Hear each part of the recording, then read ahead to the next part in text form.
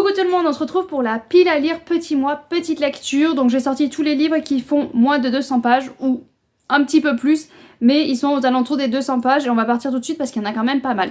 On va partir sur une grosse pile, alors c'est tout du même auteur donc je ne pense pas que je vais lire tout ça. Mais comme je vous ai dit, j'ai sorti tous ceux qui étaient aux alentours des 200 pages, donc je les ai tous sortis. Alors il y a beaucoup du coup de Pagnol, donc j'avais fait la collection Hachette des éditions Pagnol et donc je sais que tout cela font moins de 200 pages. Donc il y a Naïs, faudrait que je calcule parce qu'il y en a que c'est des sagas donc je lise quand même dans l'ordre. Il y a Le Premier Amour, Angel, Fanny, donc là c'est pareil, ça fait partie d'une saga, donc il y a Fanny, Marius et un troisième et je sais pas dans quel ordre c'est, donc faut que je vérifie qu'on soit bien dans le bon ordre. Il y a Pirouette, Cacahuète, non que Pirouette, Jazz. Il y a Le Marchand de Gloire, ils ont l'air gros ceux-là mais... Ah il faut 230 pages, ils sont un poil plus gros que 200. Le Marchand de Gloire, Marius, donc là qui va avec Fanny. Je les avais déjà lus d'ailleurs ceux-là mais bon. La Petite Fille aux Yeux Sombres, César, Merluse, La Femme du Boulanger, ah celui-là je l'ai déjà lu c'est sûr. Judas et La Belle Meunière. Tout ça, si vraiment je lis tout ça, j'aurais vidé ma pile à lire de la moitié de mes Pagnols. Mais bon, voilà, je vais en prendre un ou deux, je pense. De temps en temps, j'en lirai un petit pour voilà, vider un petit peu plus vite ma pile à lire. Mais comme je vous ai dit, il faut vraiment que je vise, parce que je sais que Marius, Fanny, déjà, c'est de la même saga, donc déjà, il faut que je les lise à l'endroit. Il faut que je vérifie qu'il n'y en ait pas d'autres comme ça. Mais ça pourrait me permettre de vider un petit peu ma pile à lire. Alors on va continuer dans les collections que j'avais faites. Là c'est les collections classiques, donc roman éternel. Et il y a L'Abbé Northanger de Jane Austen qui je pense rentre, je ne l'ai pas ouvert donc je ne sais pas exactement combien de pages il fait, mais il est tout fin. Donc je pense qu'il fait moins de 200 pages ou aux alentours de 200 pages. Donc je pense que ça doit le faire. Et un autre classique de la même collection qui a l'air tout fin aussi, c'est Agnès Grey de Anne Brontë. Il a l'air fin aussi, donc à voir si ça peut me permettre de... à voir si ça peut me permettre de sortir ces deux classiques. On continue avec une collection que j'avais faite. Donc j'avais fait la collection sur Thor, sur la légende de Thor, Loki et voilà tous les dieux. Et donc j'en ai encore plein aussi. Ils font une centaine de pages de chacun. Donc pareil, si je peux en lire quelques-uns, ça peut me permettre aussi de baisser la pile à lire. Donc là c'est Thor et le paladin des géants. Thor et le pouvoir des Mjolnir. Odin contre les Vannes. Odin et les 9 mondes. Loki et la prophétie du Ragnarok. Loki, l'exil de Loki. Loki et la pomme de Jouvence. Alors je sais que les Loki, j'adore. Voilà, j'ai beaucoup aimé. Les deux que j'ai lus avec Loki, j'ai adoré. Ah ben on repart avec Odin et les runes magiques. Thor et le vol de Mjolnir. On est encore avec ce donc imprononçable. Thor et les gants magiques. Ragnarok ou le crépuscule des dieux. Ragnarok et le lure de Endel. Siegfried et l'épée vengeresse. Ragnarok et l'hiver sans fin.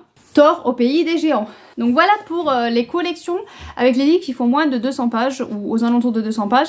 Maintenant on va partir sur des livres un peu plus originaux on va dire. 13, 14... Bon ma mère va reprendre. Allez on continue avec des livres qui ne sont pas d'une collection. Donc déjà on va faire avec un petit jeunesse. Donc La Quête du Renard Blanc le tome 1 et La Quête du Renard Blanc le tome 2. Qui sont dans deux éditions différentes donc ils ne font pas la même taille. Un peu dégoûté. Donc dans La Quête du Renard Blanc, on est rien ne serait plus jamais pareil pour Dahlia, le renardeau. Juste avant de mourir, sa mère lui confie son plus précieux trésor, une pierre de lune magique. Un autre petit jeunesse que j'ai mis, c'est Aliénor, fille de Merlin. Donc là, celui-là, je suis pas sûre de le lire, mais bon, qui c'est, de Séverine Gauthier. J'hésite à le lire parce que mon fils de 10 ans avait commencé à le lire et il n'avait jamais fini, donc à voir si moi je le continue ou pas. Mais en tout cas voilà, je le mets là. Ensuite un classique, alors celui-là il va être peut-être un peu dur à sortir, c'est Fahrenheit 451 de Ray Bradbury. Pourquoi il va dur à sortir? C'est parce que je l'avais déjà tenté il y a des années. Je n'avais pas réussi à le finir, donc bon. Quand je l'ai trouvé avec cette belle couverture en boîte à livres, je l'ai pris. Je l'ai inversé avec celui que j'avais moi. Je vais retenter maintenant que j'ai un peu plus d'âge, que j'ai un peu plus de lecture derrière moi. Peut-être que ça passera mieux, qui sait. Donc je retente, si ça passe pas, ben bye bye. Un autre que je considère dans les classiques, c'est Délivrance de Toni Morrison. J'ai jamais lu de livre de cet auteur. Voilà, ça pourrait me permettre de lire ce livre-là. Pareil, je l'avais trouvé en boîte à livres. Ça serait plutôt une belle découverte, je pense, j'espère. En tout cas, il est tout petit, donc ça devrait se lire vite aussi. Gare à loup de Jean Telet aux éditions, je ne sais pas, depuis tout à l'heure, de toute façon je vous donne pas les éditions, donc on va pas aller chercher les éditions. Donc Gare à loup, je l'avais, Jean Telet, je le vois souvent passer quand je regardais la grande librairie, j'adorais sa façon de parler, et du coup quand il avait parlé de Gare à loup, ça m'avait donné très envie. On est avec une loup, s'est découvert un pouvoir, quand elle souhaite du mal à quelqu'un, ça se produit. Voilà, donc je suis très curieuse de voir exactement comment c'est écrit. On reste avec un classique, donc là c'est La Charrette Bleue de René Barjavel. Mon fils aîné l'a lu, du coup je lui avais récupéré et je ne l'ai toujours pas lu. Donc La Charrette Bleue, j'en ai beaucoup entendu parler. Entre Ciel et Terre de John Kalman Stephenson, je ne connais pas trop, j'avais trouvé en boîte à livres et j'avais lu le résumé. Je ne vais pas relire le résumé au cas où je le lis ce mois-ci, mais en tout cas ça m'avait plutôt tenté. Il fait 250 pages donc il est un peu plus gros que les autres, mais comme c'est un poche, je me dis que peut-être il peut se lire assez vite. Donc je vais tenter. Un peu plus léger, En voiture Simone de Aurélie Voilin aux éditions Le Livre de Poche. C'est Aurélia qui me l'avait fait offert, les chouettes lectures d'Aurine. Donc voilà, il serait temps quand même que je le lise parce que ça fait un petit moment qu'elle me l'avait offert. Quelqu'un qu'on aime de Séverine Vidal. Pareil, je pense qu'un hymne aussi joyeux que douloureux à la beauté de la vie. Donc pareil, il est tout court et il devrait se lire assez vite. Ça doit être sur un ton aussi assez léger, je pense quand même. Bon, on va caler cette partie-là à un moment donné de la vidéo parce que j'ai oublié la moitié. Je fais des piles de partout et du coup j'avais oublié une pile. Donc on va partir avec cette pile-là. Donc j'ai pris les livres de la collection Trilogie. Donc c'est Duality de Aurélien Verdun. Alors je vous ai dit que ces livres-là, on les recevait un par mois. Et j'ai pris du retard. Donc ça pourrait me permettre d'avancer. Ils font 70 pages chacun. Ça peut aller plus ou moins vite parce que je me suis rendu compte que les pages étaient bien remplies. C'était écrit petit. Mais je pourrais avancer là-dedans. Ce livre-là fait tout pile 200 pages. C'est Le domaine des innocents de Thomas Tellier aux éditions Le Héron d'Argent. On est dans ce domaine-là, un complexe en ruine gigantesque. Et derrière ces murs de béton lézardés, Victoire se déploie un labyrinthe étrange. Victoire se doit d'y pénétrer pour retrouver sa nièce disparue. Donc une histoire de labyrinthe, un domaine abandonné, un labyrinthe. Moi ça me tente plutôt pas mal et je l'avais gagné quand j'avais participé pour la Révolution française, je crois, à la campagne Ulule. Il tire au sort une des personnes qui avait participé et du coup j'avais gagné un livre et j'avais choisi celui-ci. Donc il me fait très envie. Un autre qui me fait énormément envie, c'est Le Pupitre de Tony Blanchette aux éditions Berlia. Je suis tombée en amour devant cette couverture qui est magnifique. Il fait 230 pages, donc un peu plus que le quota demandé. J'espère avoir le temps de le lire. Donc dans cette histoire-là, on est avec un homme qui voit sa vie s'effondrer. Il va divorcer. Il n'est pas sûr de pouvoir avoir la garde de sa petite fille parce que il perd en même temps, je crois, son boulot. Mais il veut quand même faire en sorte qu'elle puisse avoir une chambre à elle. Et donc il va acheter un pupitre. Et dans ce pupitre, il va y avoir une lettre d'il y a plusieurs années. Une lettre d'amour. Et donc il va partir à la recherche avec une ancienne maîtresse en quête de ces personnes qui ont écrit cette lettre d'amour. Voilà. En gros, un petit peu vite fait le résumé, mais ça me donne très envie et vraiment la couverture est magnifique. On continue, alors là c'est pas trop de saison, voilà, c'est Histoire de palier, donc c'est le deuxième tome de cette série. C'est 10 auteurs qui se regroupent pour écrire chacun une histoire donc là ils sont sur une croisière et il y a eu sûrement comme dans le premier tome un meurtre et chaque auteur écrit sur un certain personnage et nous il faut qu'on essaye de retrouver qui a tué la personne qui est décédée. Voilà, si c'est comme le premier en tout cas. Un autre petit, c'est les chroniques de la dévoreuse de monde, le tome 1, Nyx de Marc Boyer-Bressol. Enfin je dis le tome 1 mais je crois que c'est en plusieurs tomes, je ne suis même pas sûre. Donc là, il est des oiseaux qui annoncent le lendemain meilleur, surtout ceux dont les plumes sont en bois.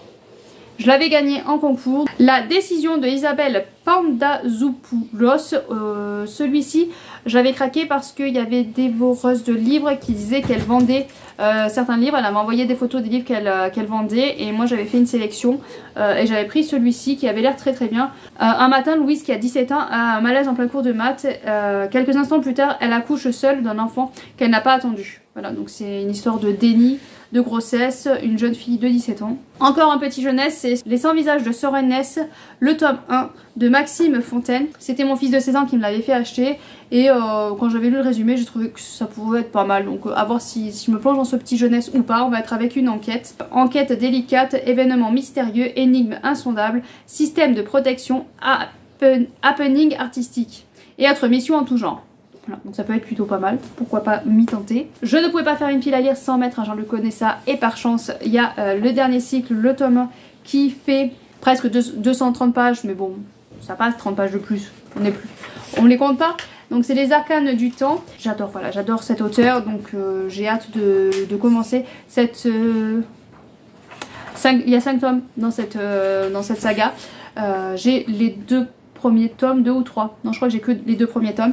Donc il va falloir que je me lance et voir ce que ça donne en, si je me trompe pas, de la science-fiction. Vu le dessin, c'est de la science-fiction.